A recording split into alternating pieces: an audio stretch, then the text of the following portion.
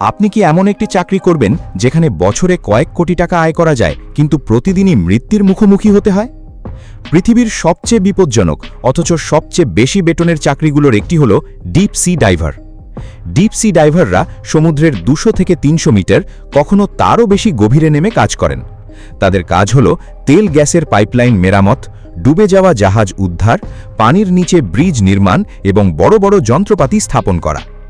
এত গভীরে পানির চাপ এতটাই বেশি যে বিশেষ ডাইভিং স্যুট ও অক্সিজেন সিস্টেম ছাড়া একজন মানুষ কয়েক সেকেন্ডও বাঁচতে পারবেন না। চারদিকে অন্ধকার, বরফ ঠান্ডা পানি আর যে কোনো মুহূর্তে দুর্ঘটনার ঝুঁকি।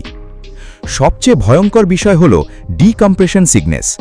যদি কোনো ডাইভার খুব দ্রুত উপরে উঠে আসে তাহলে শরীরে জমে থাকা গ্যাস রক্তে বুদবুদ তৈরি করে কয়েক মিনিটের মধ্যেই তাকে পঙ্গু বা মৃত্যুর মুখে ঠেলে দিতে পারে। তাই কাজ শেষে তাদের অনেক সময় বিশেষ ডিকম্প্রেশন চেম্বারে ঘন্টার পর ঘন্টা থাকতে হয়। আরও অবাক করার বিষয়, অনেক ডিপ সি ডাইভার টানা 2 থেকে 4 সপ্তাহ পর্যন্ত পরিবারের কাছ থেকে দূরে সমুদ্রের মাঝখানে থাকেন। প্রতিদিন পানির নিচে কয়েক ঘন্টা কাজ করেন, তারপর আবার চাপযুক্ত কক্ষে ফিরে যান। এই পুরো সময় তারা স্বাভাবিক পরিবেশে ফিরতেই পারেন না। তাহলে এত ঝুঁকি নিয়েও মানুষ কেন এই পেশায় যায়? কারণ এর বেতন। যুক্তরাষ্ট্র, নরওয়ে বা যুক্তরাজ্যের একজন অভিজ্ঞ ডিপ সি ডাইভার বছরে 1 কোটি থেকে 5 কোটি টাকারও বেশি আয় করতে পারেন। বিশেষ স্যাচুরেশন ডাইভারদের আয় আরও বেশি হতে পারে। তবে এই টাকা সবাই উপার্জন করতে পারে না।